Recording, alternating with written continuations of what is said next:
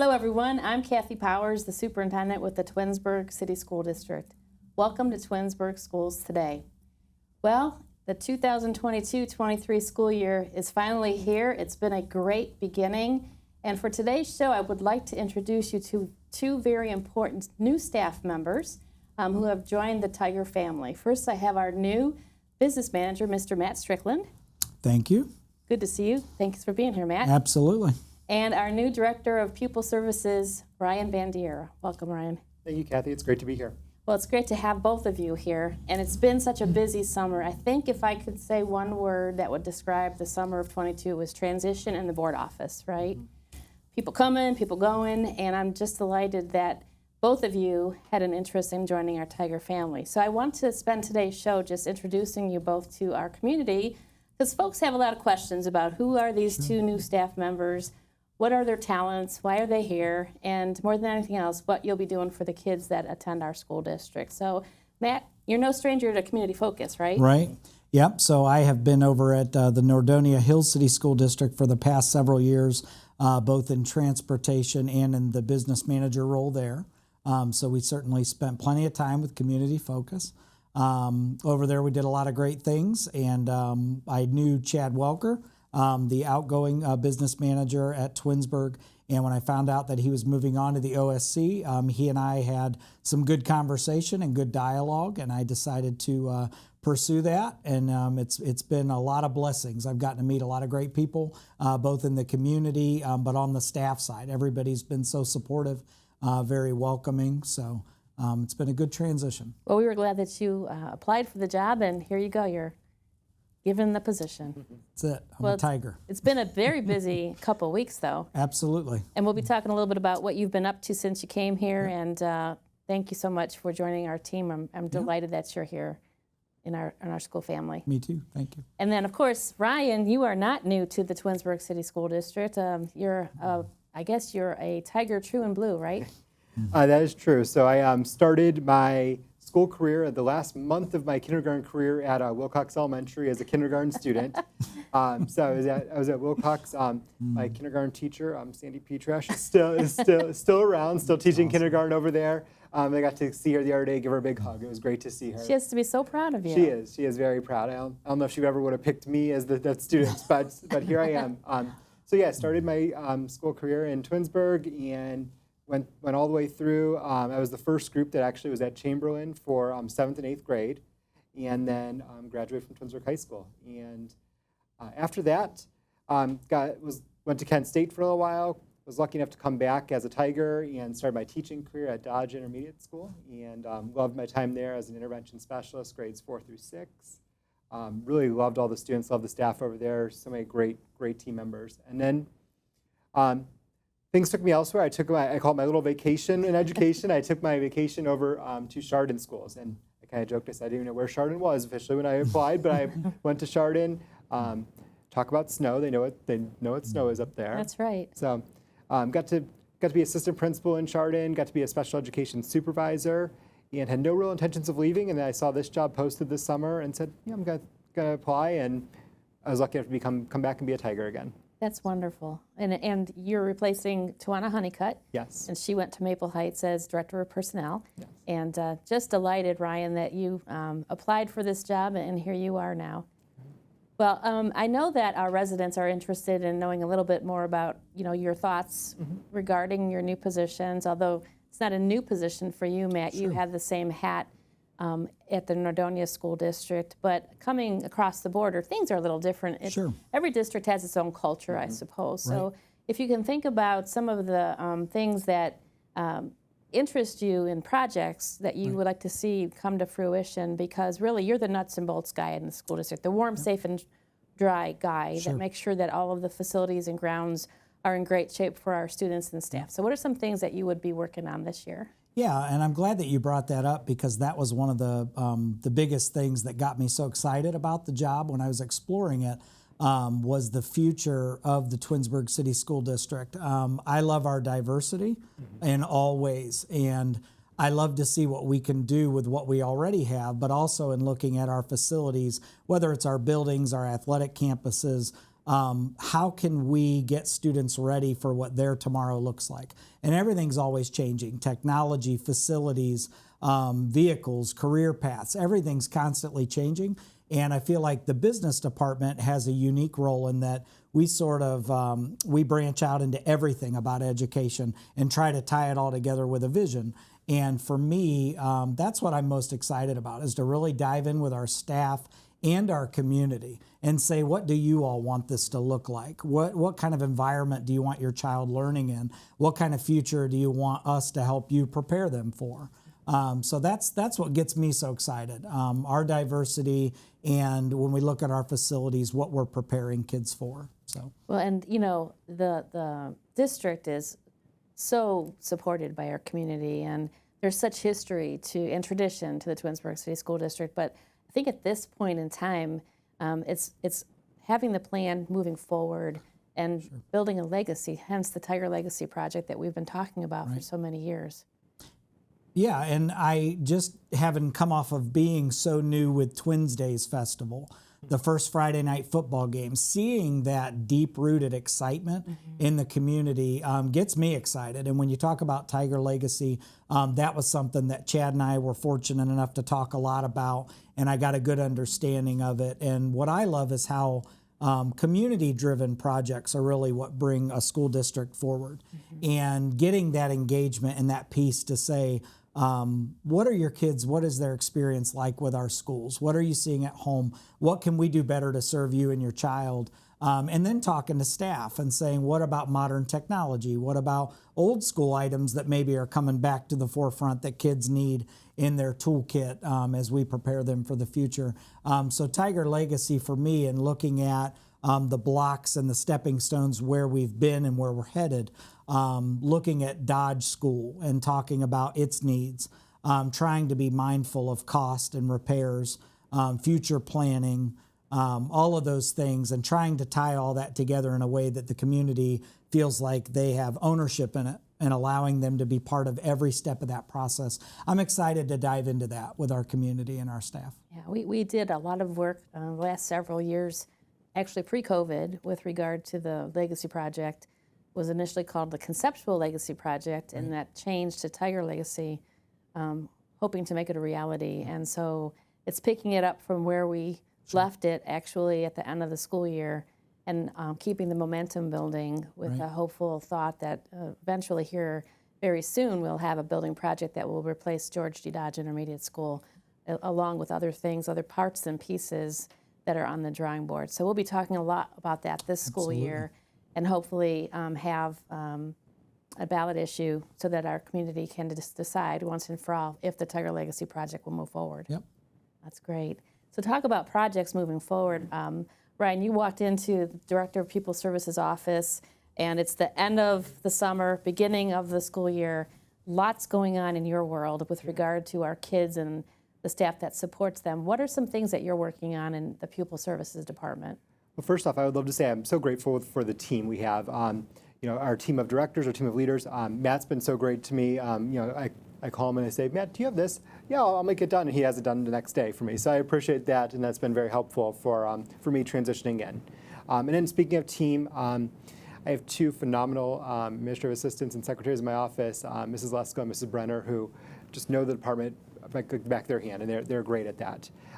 My first couple of weeks were during the middle of our extended school year time, and it's so great seeing our students in the building, interacting in that smaller group setting, working through some of their maybe IEP goals and objectives that they have, their individual plans and objectives. So right now we're in the busy time of year, making sure that everyone is in where they fit. Everyone is in their right placement. Everyone is getting the services they need, whether it's a transportation service for specialized transportation we might need to handle, or just making sure it's placed correctly in the buildings, and they have the speech services or the occupational therapy services, everything that's placed correctly for that student. So if you are a parent and you're worried about that very thing, the placement of my child for this school year, what is some advice that you could offer them to help along the way? So first off, I think your first person to always go to is your teacher. We have expert teachers in our district. Our teachers are phenomenal, and our teachers really take the time, especially these first couple weeks, they're really taking time to get to know their students in their classroom. They're going to see those students for the next 170 some days here. So making sure that you have that conversation with that teacher. We have our open houses coming up. We have our parent-teacher conference nights coming up. Making sure you have that conversation. If you have a little concern, bring it up to that teacher. Ask them what their thoughts are. Many of our teachers are very veteran teachers. I give the example of my kindergarten teacher, but a lot of our teachers are very veteran teachers, and they can recognize how your child's doing compared to some of their same age peers. If you still have a concern, reach out. We have our administrators in all of our buildings. We have principals and assistant principals in all the buildings. We have great school counselors in all of our buildings too. So start the conversation there. Make sure you're having that conversation and saying, I have some concerns about my child. And from there, they'll usually call what they call a team meeting together, and they'll discuss those concerns and address if we need to do something further to reduce some of those barriers for your child, we'll do it. If not, we'll come up with a plan that hopefully meet your child's needs in the classroom. It's all about the communication part. Absolutely. What if you're a new parent in the community and you have a little one, let's say 3 years old and younger than 3, and babies have these developmental milestones along the way, and for whatever reason, this mom or dad is concerned that their child's not meeting those milestones. What advice can you give for a family like that? That's a great question. I have some very personal experience with that. My son was one of those kids who was really struggling with the speaking part, and he was really struggling to kind of produce words and communicate what he wanted to us. So we had the opportunity to immediately we called the Summit County Department of Developmental Departments, which is the Help Me Grow department. And Help Me Grow was great. They came in, they met with us in our house, they worked with my son, they helped develop a plan for him, they provided some speech services for my son, and then they got us connected with the school district too. And that was great. And my son didn't happen to need more services after a certain level, but if he did, they were going to be a great advocate for us kind of on our side, helping us advocate and explaining what our son's needs were and making sure that he had the services going into school. We have a preschool program at Wilcox, and they work hand in hand with that Help Me Grow program. So the Help Me Grow is that early intervention, and then our preschool program is the program that's at Wilcox. And we make sure that students can have an IEP or an individualized education program starting at age 3, and some of our students do. And we get them in, get the early intervention started, and then we make sure that hopefully we can fade some of those interventions over time because the students catching up to their same age peers. Right. So our program for students with disabilities, as you just said, begins at 3 years of age. Mm-hmm. We were all at Wilcox yesterday, yes. And as the students entered the building, some of these children are so small, yes. And our staff just does such a great job with accommodating their special needs, but making them feel so loved, and I think that's really important. I tried yesterday to help out one of our preschool teachers as she was holding 2 children and and had a couple on her legs, and they wanted nothing to do with me. They wanted her because that was the person that made them feel loved. That's the person that made them feel cared about. And it's only the first day of school for some of them, and they've already developed that bond with her. Mrs. Turpak actually was the teacher, and but just such a great bond that she had with those students that they already know she's a safe person for them. Right. And I love to see that. Right. Well, that's a great segue. You just said the word safe. Yep. And Matt, this year we have really drilled down on safety procedures and protocols, added some staff members. So let's talk a little bit about things behind the scenes that have been going on over the summer months to help secure our property even more so. Right, and when you talk about the emotional safety for kids that our staff provide, you can't talk about that and not the physical safety. So, over the summer we were busy upgrading our technology on a lot of the security camera fronts, adding cameras. Each year we try to audit with our principals and our staff and say, hey, where do we need more eyes in the buildings where people can't always be? So every year we invest in more better cameras to catch things. But on the staffing side, and then also our doors and windows, that's a huge thing. Constantly making sure our locks, handles, technology that we use to tell us a door is open when it shouldn't be, all these kinds of things, constantly auditing that, and if it needs repaired, making sure it gets repaired. And then on the staffing side, we're excited that our school board recently approved us to hire more security liaisons, which really is huge. When you think about the way a school day functions, We have so many adults in the building looking out for the best interest of kids. But then when the bell rings and kids disperse into athletics or after-school programming or theater or arts or whatever it is that they're doing, a lot of our adults go home. Our SROs might then go home. Our board, we worked with them and we had that conversation and said, listen, an area of opportunity for us is to bring in some specialized security folks to keep an eye on our students while they're out on the football field, while they're on the track, while they're at the basketball court or still in a classroom, and to still monitor the building and grounds, check those door locks, make sure that no one that shouldn't be there is there. And we are going through that process. We're excited. We've got a candidate pool, very narrow now. We've got some really great folks that we look forward to bringing aboard, and I think that'll even take us into even a safer next step for Twinsburg. Right, I'm really excited and thankful to the board for authorizing that, because you're absolutely right. It's what happens after the dismissal bell that we have to pay attention to, as well as what happens during the school day. Sure. And we have so much coverage during the day, but it was the after-school piece that we were concerned about, so thankful for moving that forward. You know, if anyone is around our buildings, we see that the doors have numbers, windows have numbers. Can you just explain a little bit about that and our emergency management plan and what those numbers all mean? Yeah, so to put the community's mind at ease, and this was so new to me when I got into business management, how much safety really that a school district and the state of Ohio put behind kids being safe.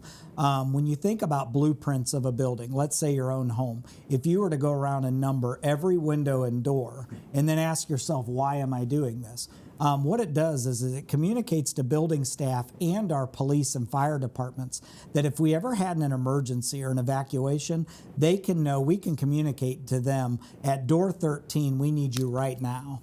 And they know right where they're going. They're not entering at door 1 at the main entrance and guessing where to be. They're going right, meeting us where the issue is. When we submit those floor plans every year for the state to review, they ensure that we are compliant with safety, but that also that our building is keeping up with safety as well. And that's important when you talk about the Tiger Legacy Project. Sometimes a building, as it ages, can become uncompliant and unsafe. For modern learning, a lot of times you have to look at your facility and say, we've staffed it all that we can, we've added all the technology that we can, but now the building itself sometimes can work against us. And we are seeing that at Dodge a lot of times, where we look at it and go, we want to be cost effective and we want to be great stewards of money. But when we look at it and go, would our homeowners, would I do this in my own home, or would I think maybe about what does a new structure look like? And we're definitely there with Dodge. But we do every year, annually, and throughout the year. We don't wait till May or June. We're constantly having those conversations with our administrative teams of what gaps are you seeing in your buildings? What are the police and fire departments saying? What are they telling us about changes in codes? We go through that a lot, where they come into our building and say, hey, we've got to upgrade this now because code has changed. So those are all the busy things that go on in a school that maybe we don't think about as our child's getting a great education and great extracurricular opportunities. We don't always think about all the behind the scenes work that go into keeping children and staff safe. So that's, we've been busy. Yeah, and a true story about the emergency management plans. You know, we meet with Chief Mason and Chief Morgan from Twinsburg Fire and Police. And last year when we were looking at our floor plans, Chief Morgan pointed out that on the floor plans we didn't have the location of fire extinguishers. So we had to go back to the drawing board and include those on the plans before they got submitted. So that's the benefit of having the experts taking a look at it, because although we looked at those plans many times, we totally missed that important part. And so the partnership with our city services is tremendous. So Ryan, back to your area of expertise and things that you're working on to support our students and their families. In addition to students with disabilities and students who have 504 plans, you are also the foster care person as well as the homeless liaison for our school community. Can you explain a little bit about that? Sure. Twinsburg families, as Matt talked about earlier, you know, we have a diverse community, and that's great. And some of our students come from different unique backgrounds. So we have a lot of our students, or not a lot, but a handful of our students that are in a foster care situation. And when that happens, it's always important for that, you know, that foster parent or that community member to notify the school, let the school secretary or let the principal know that we're doing this foster care situation, and we make sure we address that from our office. There's extra supports we can provide to that family. There's different communications that we have to have, maybe with that student's, maybe their home district or whatever it might be that we're working on. We have to make sure we're complying with that and following the laws regarding that. And as you mentioned with the homelessness, the McKinney-Vento Act is the long name for it, but that's the act that kind of protects our students if there is a homeless situation. And homelessness can be a long-term thing or a temporary thing, and it doesn't always look like the typical what you think of for homeless. There's a handful of our students who are experiencing some form of homelessness while they might be in temporary living or staying with a relative or staying with a grandparent or some situation like that. And again, it's important that we know that right away. So families, it's a non-confrontational conversation, but have that conversation with the school because there's extra supports we can provide. We are lucky enough to have an extra, speaking of the transportation side of things, have an extra, source of transportation available for students who might be experiencing homelessness. So if a student, even if you may have to spend a little time out of district, we have some ways to make sure that we're continuing that education, providing that continuity of education for our students. Right, and there's such, choreography between both of your departments. Right. We have students with disabilities that are placed in alternative school settings, and that's a special care that the transportation department gets to those particular children. And then we have some students who are homeless, and we have the responsibility of making sure that they're transported safely. And so there's this ebb and flow that happens between the Department of Pupil Services and Transportation. And I just kudos to your team at Pupil Services and your team at Transportation, because they work so well together to serve the students that go to our school district, no matter their circumstances and how they happen to be coming to our school on any given day. So thank you for that. Yeah. We talked a little bit about school safety, Matt, and you talked a little bit about some of the things that we're talking about, and also making sure that all of our kids get to and from school so safely. One of the things that has been a bit of a concern this year is just shortage of bus drivers, not just in Twinsburg schools, but across the state. Right. And so can you explain a little bit of the things that we're doing, and also if somebody's interested in driving one of our buses, what they can do? Absolutely, yeah. And that is something that's really, it's a national challenge, and we all know it, and we're trying to do our best to still accommodate and offer great service. Obviously, if anybody's willing, you need a clean background, a clean driving record, and we do offer in-house training. So we have trainers at our transportation garage that are licensed through the state of Ohio to train school bus drivers. I will say for you parents or grandparents, if you can drive a minivan, you could probably drive a school bus if you're brave enough. But the miracles that go on at transportation to keep it all moving, sometimes when we send out those reports that we're 3 or 4 or 5 drivers short, that takes a lot of movement to make that all go and still get kids picked up, even if they run late. But I know how frustrating that is as a parent. And we have technology now where we can track a bus, and that's frustrating when you've still got 10 more minutes. But please just be patient with us. We are doing our very best, and we do try very hard to recruit constantly. Transportation, the recruiting doesn't stop in May or June. Like, we're constantly training new drivers, constantly bringing on new teammates. So if you've made special requests, hang in there with us. We are working on them. We get backlogged sometimes, but those folks really pour their heart into it at the bus garage. And again, if you know anyone that's interested, we'd love to meet with them and help get them trained. But this is, like you say, not just a local problem. This is a problem that's much bigger. But we're trying to get creative. If I'm a taxpayer, I'm thinking, where's your efficiency at? We're constantly, because we use routing software, we're constantly looking at our efficiency and going, well, if we're down a driver, do we need this route or can we absorb it? There are some times where those things are wins for us, where we can absorb something and it makes us a leaner, better operation. So I think we've done about all of that we can do, but we are always constantly trying to sharpen that operation up and do the best that we can. Right, and as in any other staff members, employees have sick children at home or they're ill at home, and so on any given morning at 5 o'clock in the morning, our transportation supervisor and assistant supervisor are looking at staffing levels Sure. and trying to make it all work. So it's a very complicated puzzle. Every day is a different story. Every day. Yeah. Every Well, like you said, we appreciate the fact that our parents have been so patient, Absolutely. working along with us. We're doing the best we can in that department. Yep.